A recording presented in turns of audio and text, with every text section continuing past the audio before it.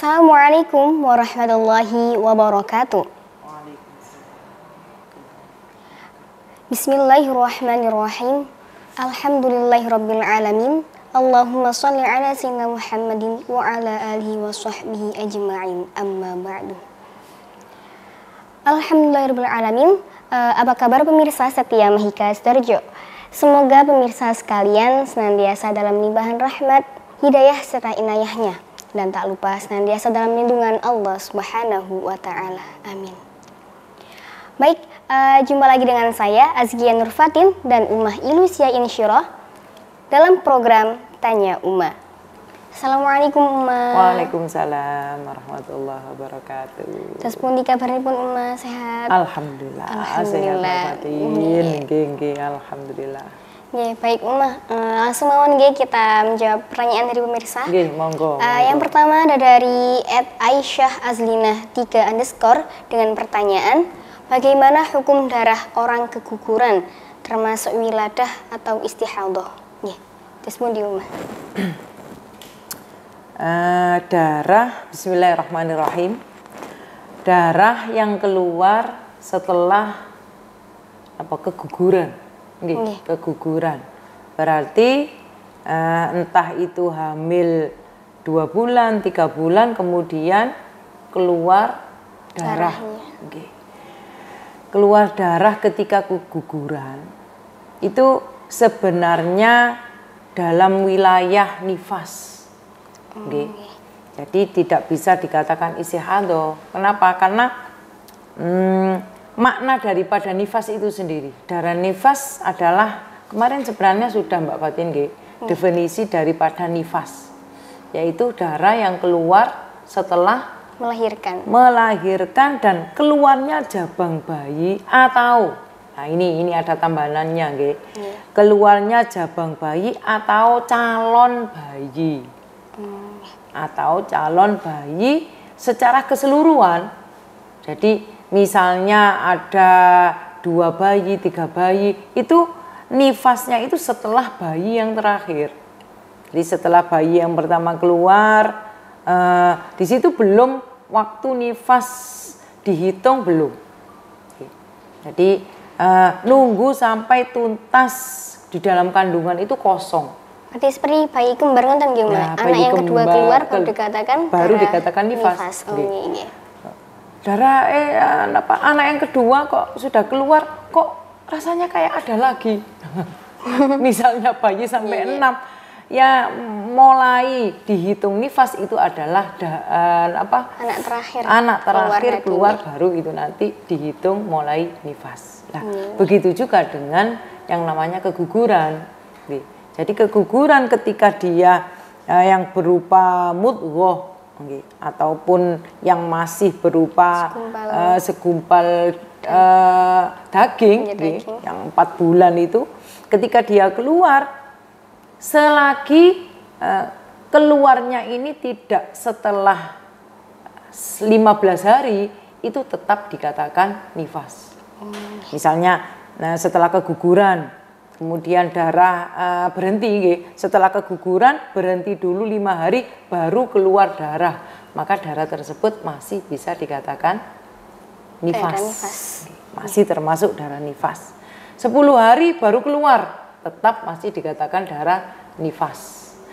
Baru kalau misalnya setelah keguguran sampai 15 hari, 16 hari darahnya baru keluar. Nah, baru ini sudah tidak bisa dikatakan nifas, tapi sudah bisa masuk pada wilayah haid. Jadi tidak ada nifasnya di situ kalau memang tidak ada sama sekali darah yang keluar. Kalau seumpama hukum darah orang yang melahirkan dengan sesar, kan itu dalam keadaan perutnya yang dibelah, tidak mengeluarkan darah dari jalan keluar, terus pun di rumah. Sama saja. Jadi yang dimaksud itu adalah darah yang keluar setelah kosongnya rahim. Entah itu dari jalan keluarnya ataupun dari jalan yang lain, misalnya itu tadi di sesar itu tadi. Jadi itu enggak masalah. Artinya keluarnya darah tadi adalah dengan syarat kosongnya rahim. Setelah jabang bayi keluar, kosong rahim kosong, lah kalau memang ada darah yang keluar berarti itu dinamakan darah nifas. Jadi tidak masalah. Meskipun sesar memang ada keraguan di situ itu ada. Keraguan kan tidak keluarnya tidak dalam jalannya kan tetap dikatakan nifas itu. Baik, saya simpulkan kembali, untuk hukum darah orang yang keguguran itu bukan termasuk darah wiladah ataupun darah istihadah, namun dinamakan darah nifas. Dinamakan darah nifas dalam keadaan keguguran jika rahim tersebut sudah dalam keadaan kosong, baik itu dalam berupa janin ataupun calon janin berupa segumpal daging. Nonton nggih, Umah? Baik, Umah, kita lanjut ke pertanyaan kedua nggih, Umah. Yang kedua ada dari @nasyana_0506 dengan pertanyaan, bagaimana hukum sengaja menghentikan darah istihadah dengan obat-obatan? Wah, niku umum nggih, Umah. Jadi gimana penjelasannya, Umah? Istihadah yang dihentikan dengan obat-obatan. Sebenarnya istihadah itu adalah darah yang tidak keluar, tidak waktunya haid. Kalau haid adalah darah yang normal, yang memang itu dari sononya, bangsa kuatkan ngoten nggih, dari sononya. Ya berarti untuk istihadah adalah darah yang tidak semestinya dia keluar tidak pada hari-hari haid. Maka termasuk sesuatu yang memang harus diteliti keluarnya itu kenapa. Ini kalau secara kedokteran memang ada dua, ada kalanya yang memang karena hormonnya, sehingga hormon yang dihasilkan itu kemudian tidak sesuai, yang mana keluarnya itu kalau dilihat dari ilmu kedokteran kan memang istihadah itu adalah darah yang keluar tidak semestinya, sehingga bisa juga dikatakan sebagai darah penyakit itu. Makanya begitu ada keluar istihadah itu harus diperiksakan apakah ini memang dari hormonnya sehingga tidak keluar sebagaimana mestinya menstruasi itu, atau bisa jadi kalau ternyata hormonnya itu sudah normal-normal aja kok tetap terjadi istihadah, berarti pasti di situ ada penyakit di dalam rahimnya. Dan dua-duanya itu memang harus dikontrol dengan obat. Jadi ketika kita kemudian mengalami istihadah, itu yang pertama dilakukan adalah dilihat periksa ke dokter.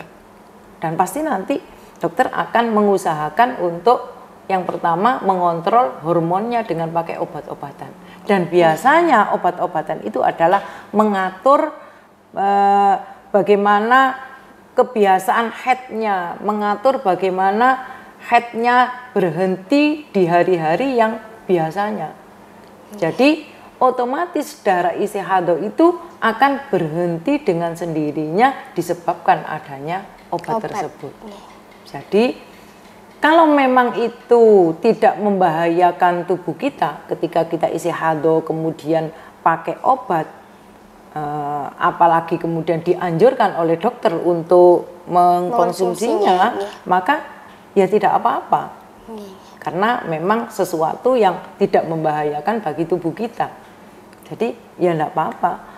Dan memang itu normal sekali dialami oleh orang-orang yang istihadah.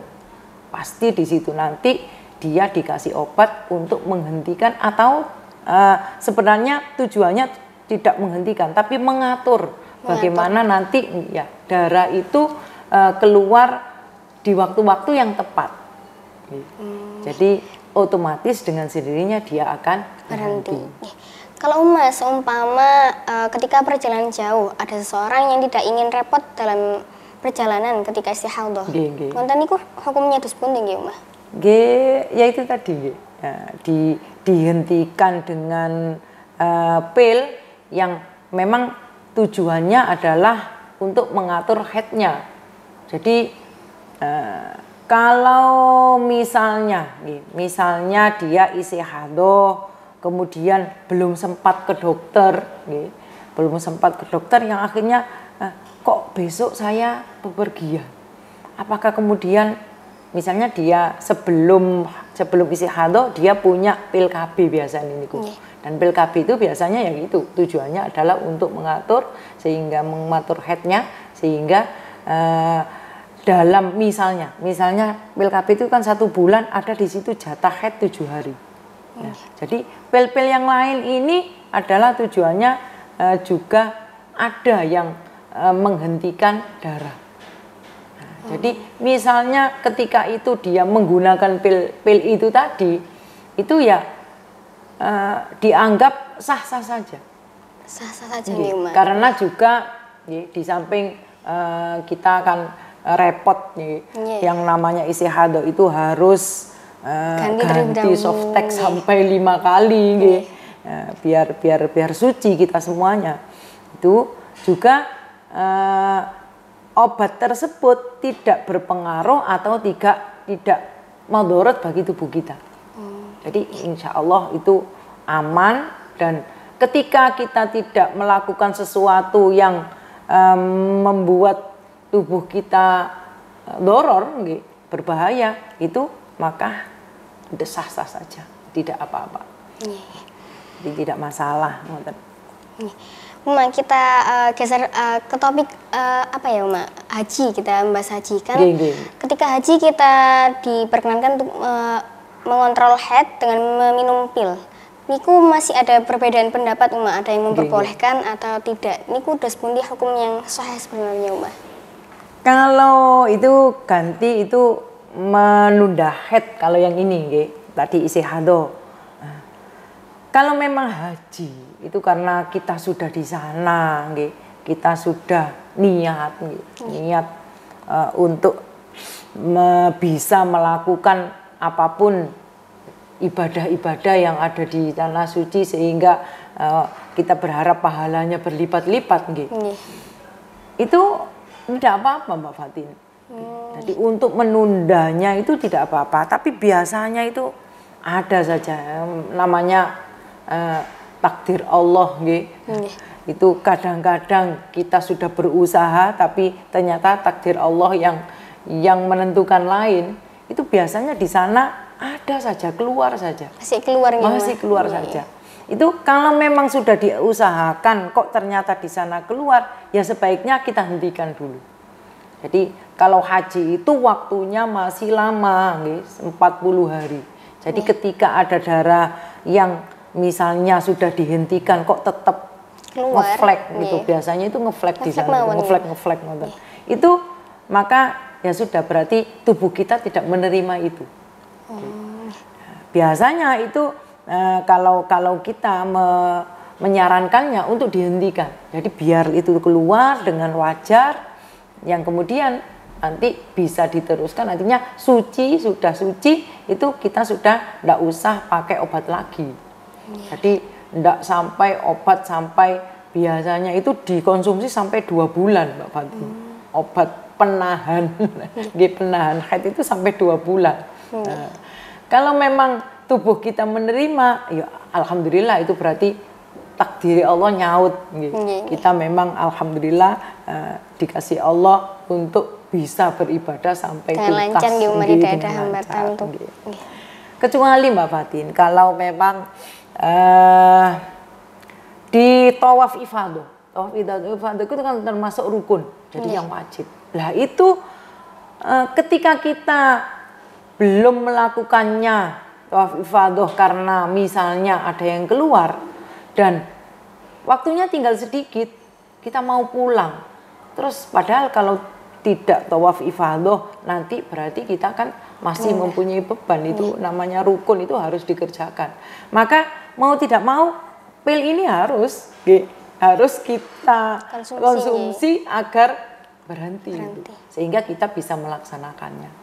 Jadi melihat situasi dan kondisi. Begitu juga melihat yaitu tadi tidak ada madharat di tubuh kita, tidak ada sesuatu yang membuat nanti kalau ditinjau dari medis itu ini nanti ada sesuatu kalau dikonsumsi akan memperberat kerja hormon atau gimana, pokoknya berbahaya bagi tubuh, baru itu nanti tidak diperbolehkan. Tidak diperbolehkan. Ya. Jadi tetap konsul sama dokter. Baik pemirsa, jadi untuk Mbak Nasyana sudah jelas bukan penjelasan yang telah dijelaskan Umah bahwa hukum sengaja menghentikan darah istihadah dengan obat-obatan itu sah-sah saja, namun dengan syarat tertentu. Nggih betul. Dengan syarat tertentu yaitu apabila tidak madoroti pada tubuh kita sesuai dengan petunjuk dokter. Baik untuk Mbak Nasyana, mungkin saya kira penjelasan Umar sudah jelas. Baik saya ulangi kembali. Jadi hukum sengaja menghentikan darah istihadah dengan obat-obatan itu hukumnya sah-sah saja, asal dengan syarat-syarat tertentu, yakni tidak memadoroti untuk diri sendiri dan tetap konsultasi kepada dokter. Nonton di rumah? Nggih, leres. Baik, alhamdulillahirabbil alamin, tak terasa perjumpaan kita hari ini telah berakhir. Jangan lupa untuk pemirsa sekalian yang masih bingung tentang hukum dan permasalahan haid, segera komentar baik di Instagram maupun YouTube Mahika Sidoarjo. Baik, saya Azkia Nurfatin dan Ummah Ilusia Insyurah pamit undur diri. Mohon maaf bila ada salah kata. Semoga pembahasan kita hari ini bermanfaat bagi kita semua. Amin amin ya rabbal alamin. Sampai jumpa minggu depan. Assalamualaikum warahmatullahi wabarakatuh.